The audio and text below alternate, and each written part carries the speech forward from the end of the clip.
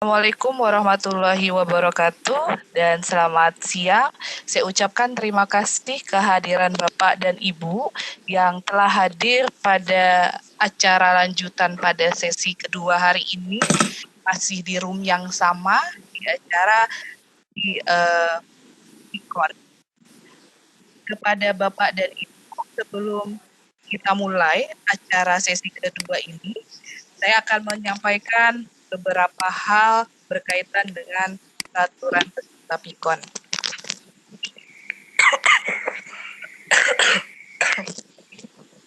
Pertama, kepada Bapak dan Ibu, selama presenter menyampaikan materi, dimohon mic-nya dalam keadaan mute.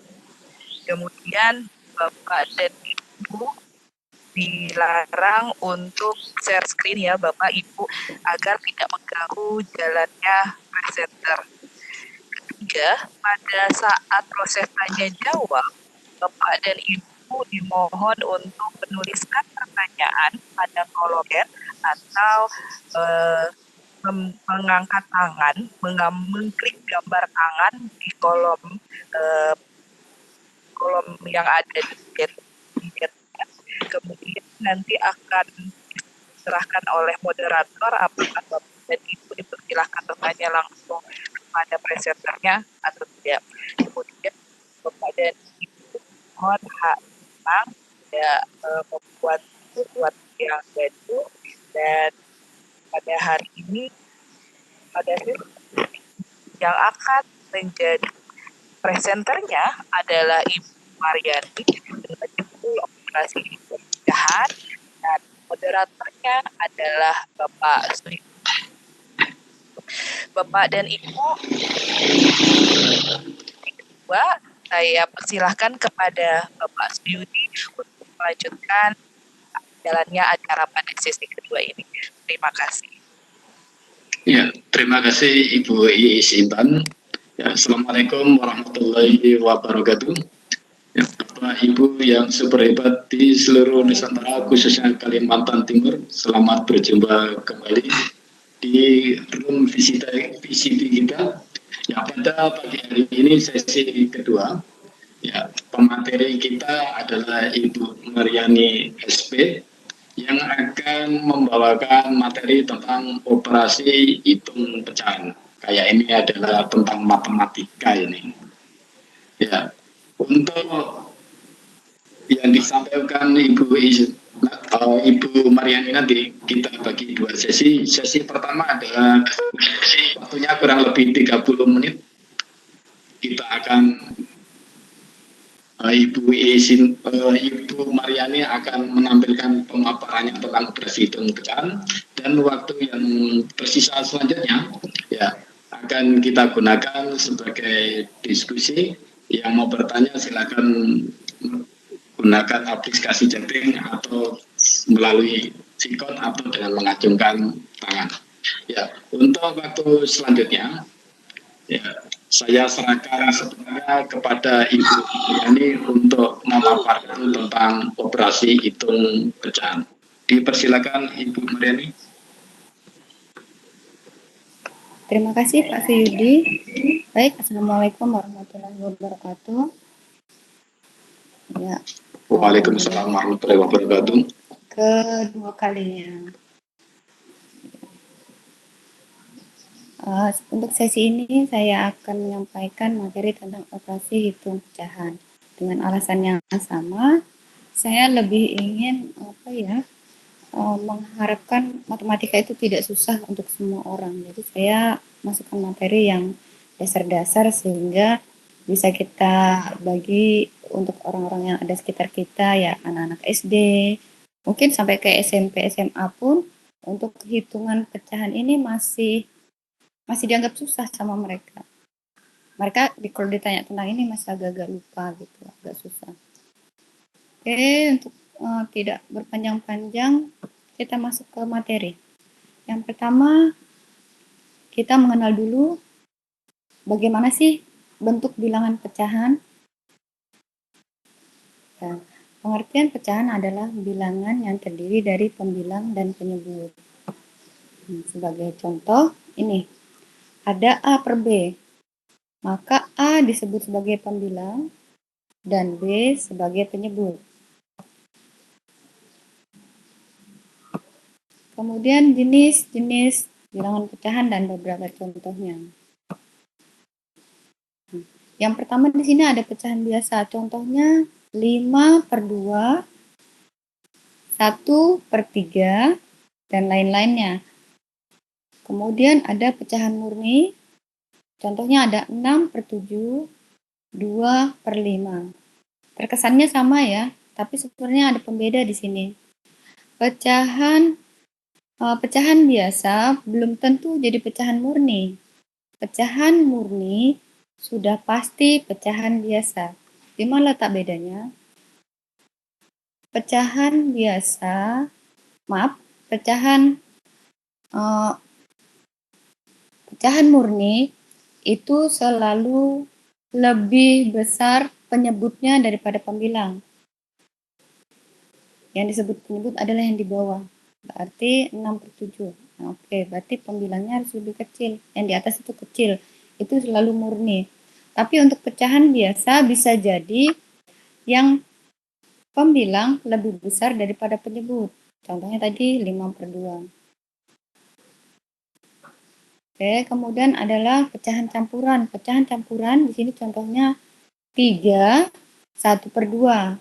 Atau terkadang kita sebut 2,5. 4,5 gitu. Kemudian ada pecahan desimal. Pecahan desimal di sini adalah pecahan yang berkoma. Ini contohnya 3 per 10, maka jadi pecahan desimalnya adalah 0,3. 257 per 100, pecahan desimalnya adalah 2,57. Kemudian ada jenis bilangan persen atau per 100. Ini artinya semua bilangan yang di per 100 atau dibagi dengan 100. Contohnya 6% artinya adalah 6 per 100. Kemudian ada per mil atau per 1000, artinya semua bilangan itu kita per 1000 atau dibagi dengan 1000. Oke, kita lanjut lagi ke operasi hitung pecahan desimal dulu, yang kita bahas tentang desimal dulu. Untuk penjumlahan dan pengurangan pada pecahan desimal yang harus diperhatikan adalah peletakan tanda koma itu harus sejajar, harus bersusun. Contoh seperti ini. 32,52 tambah 4,36. Sebelum kita mengerjakan, kita harus tahu dulu. Soal yang atas itu 32,52. Kemudian kita letakkan koma yang di bawahnya supaya tidak bingung. Letakkan koma. Nah, kemudian 32 ini satuannya 2, maka satuannya yang di bawah yang 4 taruh. Sehingga komanya sejajar jadi 36, sehingga hasilnya bisa seperti ini. Kalau kita temukan ke anak-anak itu kan dia nulisnya 3 di bawahnya 4, 2 di bawahnya koma. Nah, ini salah nanti hasil akhirnya. Nah, ini matematika dasarnya. Kemudian ini contoh yang lain. Bentuk ratusan. 456,83 dikurang 24,3. Nah, ini tetap sama. Untuk penjumlahan dan pengurangan, yang harus kita ingat adalah peletakan koma. Komanya harus sejajar. Kita lanjut ke perkalian. Kalau tadi penjumlahan dan pengurangan, yang kita perhatikan adalah peletakan tanda koma. Untuk perkalian tidak. Untuk perkalian, ini kita lakukan perkalian biasa. Seperti biasa perkalian ke bawah. Yang jadi pembedanya adalah nanti di akhir hitungan, yang harus kita lihat adalah angka-angka di belakang koma dalam soal. Contoh nih, dalam soal kita 32,52. Berarti ada 2 angka di belakang koma. Dikalikan dengan 4,36. Ada 2 angka lagi di belakang koma. Sehingga dari soal itu ada 4 angka di belakang koma. Jadi kalau kita kalikan secara manual, jadinya 1.414.872. Karena tadi bilangannya ada 4 angka di belakang koma, berarti jawabannya menjadi 141,7872. Oke, kita lanjut ke contoh. Saya salah kasih tanda di sini, seharusnya sini tanda kali di sini. Kemudian ini sama. Kita lihat 456,83 dikali 24,3. Ada 3 angka di belakang koma. Sehingga nanti di hasil akhir menjadi 11.100,969. Ada 3 angka di belakang koma. Selanjutnya kita ke operasi hitung pecahan yang per. Kalau tadi yang desimal, sekarang yang per. Yang per itu ada pembilang, ada penyebut. Oke, untuk penjumlahan, contohnya begini. 2/3 tambah 3/5. Langkah awal yang harus kita perhatikan adalah kita harus lihat penyebutnya. Penyebutnya itu yang di bawah. Yang di bawah ini samakah tidak? Kalau dia sama, kita bisa langsung operasikan. Kita jumlahkan, kita kurangkan. Tapi kalau dia berbeda, kita cari KPK-nya. 3 dan 15, 3 dan 5, KPK-nya adalah 15. Sehingga 15 bisa dibagi 3, yaitu 5. 15 juga bisa dibagi 5, yaitu 3. 15 kita bagi 3, 5 kali 2, 10. Maka kita dapat 10/15. Ini sebanding dengan 2/3.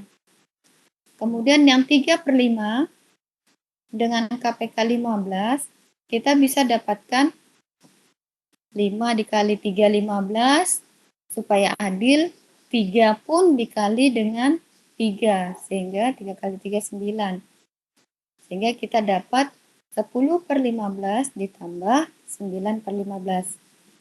Sekarang penyebut sudah sama. Kalau penyebutnya sudah sama, kita tinggal jumlahkan pembilangnya. Sehingga kita dapat 19/15. Nah, ini lebih besar pembilang daripada penyebut. Nah, ini bisa kita sederhanakan menjadi pecahan campuran. Bagaimana? Kita tulis dulu penyebutnya 15. 15 kali berapa mendekati 19? 15 kali 1. 15 kali 1 itu 15. Tersisa berapa supaya dapat 19?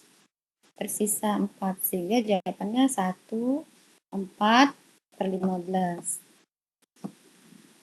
Kemudian perkalian. Untuk perkalian kita tidak memperhatikan pembilang dan penyebut. Kita juga tidak harus mencari KPK-nya karena perkalian ini operasinya langsung. Contoh, 2/3 dikali 3/5. Berarti operasinya adalah langsung 2 dikali 3 per 3 dikali 5. Sehingga jawaban kita dapatnya 6/15. Kemudian untuk pembagian. Untuk pembagian ini ada sedikit langkah yang harus diperhatikan. Oke. Contoh soal 2/3 dibagi 3/5. Ini untuk langkah yang pertama. Tanda bagi harus kita rubah menjadi kali. Dan soal yang kedua atau suku yang kedua dalam soal itu kita balik. Awalnya 3/5 menjadi 5/3. Sehingga setelah ini kita gunakan operasi hitung perkalian yang tadi. Pembilang dengan pembilang, penyebut dengan penyebut. 2 dikali 5, 3 dikali 3. Halo? Halo? Kedengaran, Bu? Ada suara saya?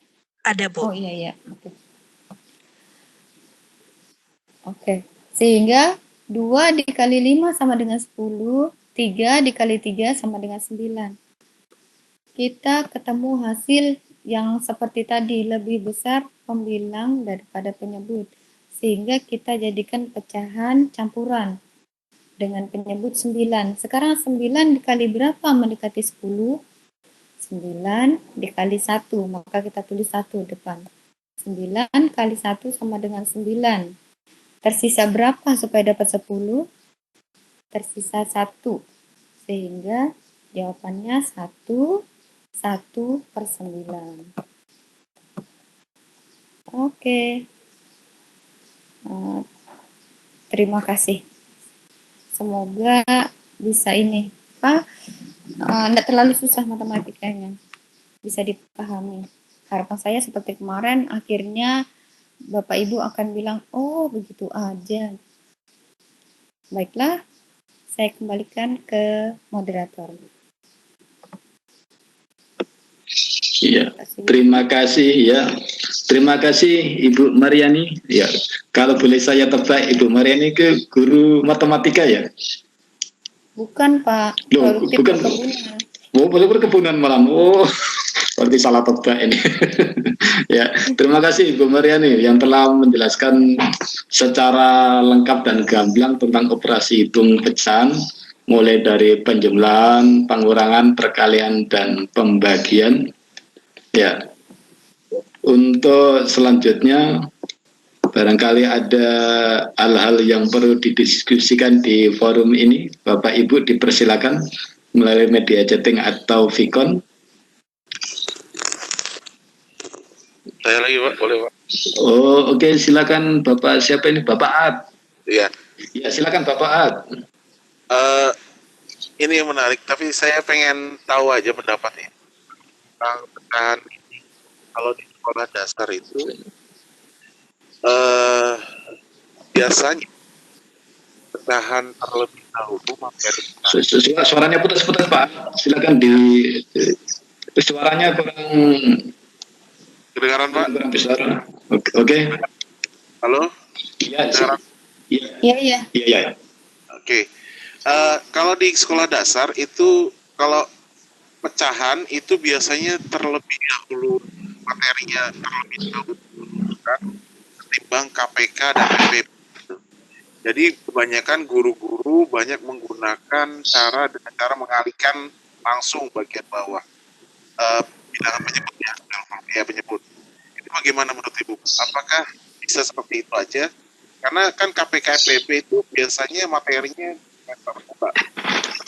Kalau pecahan itu semester 1. Anak-anak belum tahu tentang KPK PPP kan, ataukah guru menyiasati dengan mengajari KPK PPP dulu?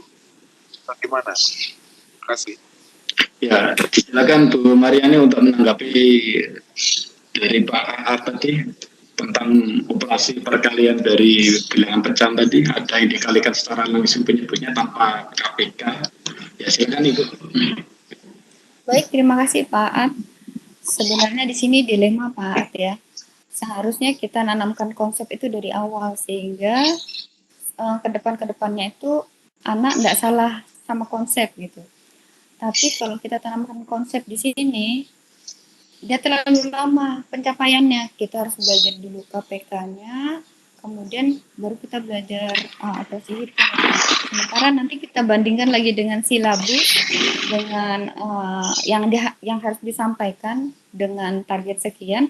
Anak-anak kelas ini kalau nggak salah kelas 4 materi ini ya. Iya. Dia harus sudah bisa operasi pecahan. Nah, tentang KPK-nya saya tidak tahu dia belajarnya di kelas berapa ini. Kalau saya dulu kelas 5. Kelas 5 Pak ya? Masih ingat Pak Suyude? Masih ingat Bu ya. Ya itu sebenarnya matematika tuh supaya mudah gitu ya sama guru-gurunya, dikasih cara cepat dikalikan. Kalau sebenarnya konsepnya seharusnya konsep dulu kita tanamkan supaya tidak salah konsep nanti sampai seterusnya gitu. Nanti kalau misalnya kita tanamkan begini dulu sekarang, pas ketemu konsep yang benar, anak-anak jadi agak bingung biasanya. Itu menurut saya. Tapi meskipun dengan cara langsung dikalikan tadi nggak salah Bu ya. Nggak salah Pak. Iya, nggak salah. Karena seringnya gini, apalagi kita sekarang ujiannya online gitu Pak ya, tanpa ada jabaran atau sebagainya. Berarti kan harus kerja cepet-cepatan gitu. Mau teknik yang gimana, mau trik yang gimana, yang penting hasilnya benar, cepat. Nah itu yang lebih baik gitu kan Pak ya. Iya. Bagaimana Pak? Pakai dua-duanya. Iya. Bagaimana Pak? Bisa jadi pemahaman konsep KPK EPB dulu yang ditanamkan dulu kan. Mungkin anak belum dapat Bu, gimana itu? Materinya kan ya itu seharusnya itu Pak ya. Iya. Harusnya kita tanam konsep itu dulu. Tapi karena kita mau mengejar target itu tadi, silabus, harus menyesuaikan silabus, ya sudah mungkin guru SD mengakali dengan cara teknik trik-trik dikalikan langsung. Walaupun nanti di SMP dia diulang lagi Pak, di SMP ketemu lagi dia. Ya, jadi begitu Pak, barangkali nanti di SMP-nya ganti pakai KPK. Ya. Oke, terima kasih Pak atas sumbangsinya. Ya, ini ada pertanyaan melalui chat Bu. Ya, pertanyaan dari Bapak Denny Purba. Pada pembagian pecahan, tanda bagi diganti menjadi kali. Mengapa bisa begitu Bu? Ya, silakan ditanggapi Bu. Gimana ya? Saya tuh kalau ditanya ini sama dengan kenapa benda itu dibilang batu? Kenapa benda itu dibilang benang gitu? Iya Mbak ya, sama ya kayaknya. Saya enggak tahu asal muasalnya itu kenapa. Cuman yang jelas saya tahu rumusnya untuk menghitung menyelesaikan operasi pembagian itu dengan cara tanda baginya kita rubah jadi kali. Itu kalau alasannya pasnya saya belum tahu ini Pak. Ini dulu teman-teman guru SD yang bisa jawab. Iya, ini dari sekolah dasar ini. Iya. Jadi begitu Pak Denny Purba ya. Kayaknya ini ada diskusi lanjutan untuk memecahkan masalah ini Bu. Nah, ini pertanyaan selanjutnya Bu Mariani dari Ibu Lestari. Ya. Ya. Halo Bu Mariani, siap? Iya Pak ya. Iya, ini dari Ibu Lestari. Bagaimana cara agar peserta didik cepat menghafal perkalian sehingga memudahkan dalam penyelesaian pecahan? Terima kasih. Oke. Pengalaman saya SD dulu kan Bu ya. Kalau mau pulang sekolah itu, apalagi kalau guru kelas kan enak nih. Mau mapel apa aja terakhirnya, siapa yang mau pulang cepat harus bisa jawab pertanyaan saya gitu kan ya, kasih rebut-rebutan. Yang mau nambah itu salah satu motivasi anak untuk hafal perkalian. Misalnya anak, biasa pertanyaan ibu sebelum pulang perkalian 2 gitu misalnya ya. Perkalian 2. Jadi otomatis anak di rumah ini cepat-cepat pengen, apalagi anak SD kan sukanya rame-ramean kayak gitu, mau cepet-cepet pulang duluan gitu kan. Anak SD itu salah satu trik kita bisa pakai di waktu terakhir, atau misal kita pakai sebelum kita belajar di awal, sebelum belajar setelah baca doa perkalian dulu. Entah kita ambil acak anak-anak, ayo misalnya si A perkalian 2 silakan gitu. Tapi sebelumnya sudah dikasih apa namanya tugas, kita harus hafal perkalian 2 dalam seminggu ini, mungkin begitu Bu. Ini ada kelanjutannya dari Bu Lestari tadi Bu. Karena dalam kurkilas SD materi perkalian hanya diajarkan pada semester ganjil, sedangkan di semester 2 tidak ada materi perkalian. Ini kelanjutannya tadi. Ya begitu Pak ya. Iya. Kita pakai teknik trik-trikan gitu aja di awal pelajaran atau di akhir pelajaran. Jadi ngasih motivasi dengan sebelum pulang di tes dulu gitu Bu. Ya, siapa yang bisa pulang duluan. Iya, kan anak-anak SD senang tuh kayak gitu Pak. Iya. Ya. Oke, Bapak Ibu yang masih melanjutkan diskusinya, dipersilakan mumpung masih ada waktu. Ya. Silakan Bapak Ibu. Assalamualaikum. Waalaikumsalam. Ini dari Siapa ini? Kok belum muncul? Halo? Pak Fajar. Bapak? Bapak Fajar? Pak Fajar. Oh iya, silakan Bapak Fajar. Yang pertama tentang definisi pecahan dulu, Bu. Iya. Eh, Teman-teman gimana? Coba di awal-awal tadi, Bu ya. Ditampilkan di awal, Bu. Definisi pecahan. Enggak. Kalau ada teman-teman, kalau saya sih merasa jangan ini.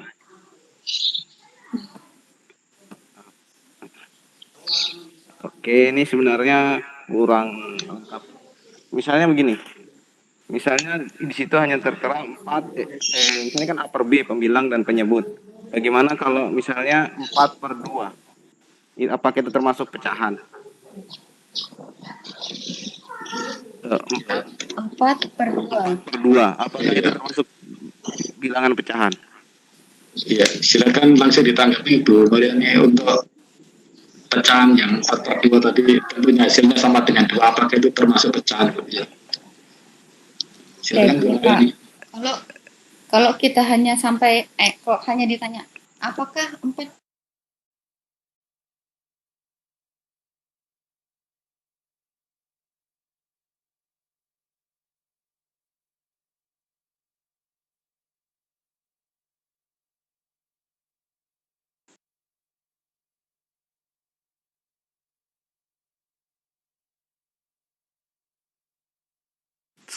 Karena yang disebut dengan bilangan pecahan itu benar A per B, ada syaratnya lagi. Syaratnya ialah A itu tidak boleh kelipatan dari B. Jadi kalau 4/2 itu sebenarnya bukan pecahan. Seperti itu. Kemudian tadi agak-agak jelaskan tentang dari Pak Aat tadi. Ya, dari Pak Aat bahwa tadi pecahan dulu, kemudian KPK. Tidak, di kurikulum terbaru 2013 revisi 2016 itu di kelas 4 memang pecahan sudah ada. Di situ dasar-dasarnya lebih nanti ada di kelas 3 dan sebelumnya sudah ada. Nah, di kelas 4 itu sudah ada operasi hitung pecahan. Itu penyebutnya sama. Kemudian materi selanjutnya setelah ada operasi hitung penyebut sama, nanti setelah materi itu ada KPK dan FPB. Jadi tidak benar kalau misalnya pecahan dulu baru, terutama yang berpenyebut beda ya. Jadi memang dia berurutan kurikulum 2013 yang terbaru, revisi 2016 yang saya tahu, barusan saya dibuka juga tadi, yang Permendikbudnya 2016 nomor 24 ya tentang KI, KD segala macam. Di situ runtut, jadi ada penjumlahan dan pengurangan pecahan berpenyebut sama, kemudian setelah itu ada materi KPK dan FPB. Itu, Pak. Jadi tidak benar kalau diajarkan pecahan dulu, maksudnya untuk penjumlahan yang berpenyebut beda. Jadi memang runtut sudah. Oke. Runtut di revisi 2017, mungkin sebelumnya juga sudah runtut. Oke. Nah, seperti itu. Memang di 2013 kalau yang saya mati, yang di SD, ya semacam tidak ada pengulangan lagi, sedikit pengulangan. Jadi terus dia bertingkat dari yang muda, dari sangat muda terus dia bertingkat, sehingga kalau kita jumpai memang tidak ada materi pengulangan. Tapi memang ada beberapa mungkin kelemahan di situ, materi baru nanti diajarkan di kelas 6. Contohnya nanti ada operasi hitung bilangan bulat, nanti munculnya baru di kelas 6. Seperti itu. Jadi ya definisi awal tadi kurang, menurut saya kurang lengkap gitu. Jadi 4/2 itu bukan bilangan pecahan, jadi itu bilangan bulat. Mungkin itu dulu. Terima kasih, Pak. Iya. Pak Fajar, boleh bertanya Pak Fajar? Siap. Ya, Pak Fajar, apakah guru SD? Ya, saya guru, khususnya matematika juga megang. Oh iya, ya, terima kasih atas pencerahannya Pak Fajar, ini menambah ilmu juga. Saya sekalian menambahkan, maaf ya, ini ada Pak Deni Ya. di kelas 5 ada pengulangan operasi hitung bilangan pecahan. Ya benar, itu bukan pengulangan, sebenarnya itu lanjutan. Lanjutan, ya. 4 hanya terbatas bilangan pecahan yang berpenyebut sama. Di kelas 5 baru ada berpenyebut beda. Walaupun nanti ada guru yang mengajarkan di kelas 4 berpenyebut beda, itu semacam pengayaan. Nah, ya, karena setelah penjumlahan dan pengurangan berpenyebut sama itu baru nanti diajarkan KPK dan FEB. Nah, mungkin nanti Bapak bisa buka di Permendikbud tahun 2016 nomor 24 lampiran ke-14. Nah, di situ ada runtut tentang pembagian KI, KAD dan ya, saya sambil buka ya, KI dan KD-nya. Seperti itu, Bapak. Oke, Pak. Terima kasih Bapak Fajar. Ya, menambah pengalaman, menambah pengetahuan ini. Ya, Bapak Ibu, rupanya kita dibatasi dengan waktu. Ya, waktu kita sudah lewat setengah jam dari jadwal yang sudah ditentukan. Ya, sebelum kita tutup, Ibu Mariani silakan menyampaikan kesimpulan apa yang menjadi pemaparan dan diskusi kita pada sesi yang kedua ini. Silakan Ibu. Baik Pak, terima kasih. Saya hanya menyampaikan kesimpulan kegiatan, bukan kesimpulan materi saya. Iya. Berarti guru SD harus ekstra nih Pak ya. Sementara guru SD ini kan misalnya SPD sebelum dia PGSD, dia misalnya SPD bahasa Inggris misalnya gitu ya. Nanti masuk di kelas harus menguasai semua materi.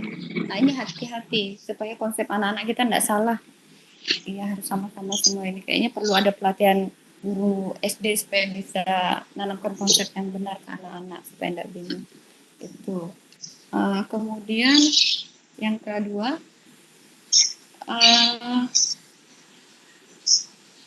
harus ekstra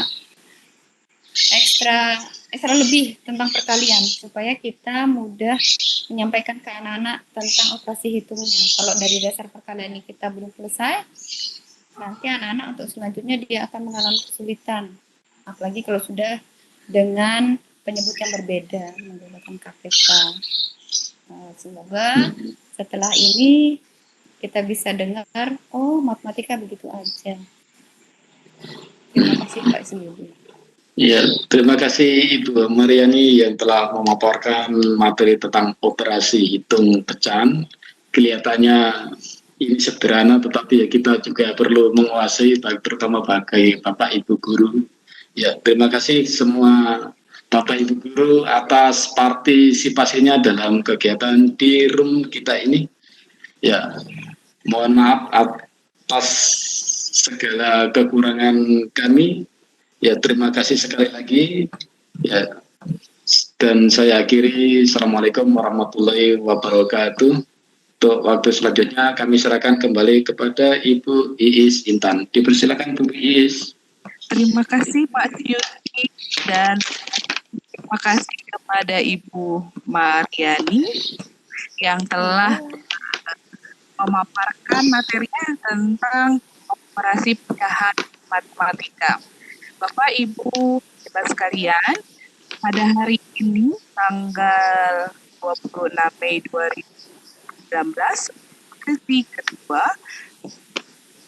pemaparannya telah selesai dan untuk mengakhiri kegiatan pada sesi kedua ini, saya ucapkan terima kasih kepada Bapak Ibu, terutama kepada Bapak-Bapak Ibu yang telah banyak yang menghidupkan pada sesi pendidikan anak ini. Dan saya ucapkan terima kasih kepada Pak Suyudi dan Ibu Mariani dan kawan-kawan sekalian. Assalamualaikum warahmatullahi wabarakatuh. Waalaikumsalam warahmatullahi wabarakatuh. Ya, jangan lupa ngisi absen Bapak Ibu ya.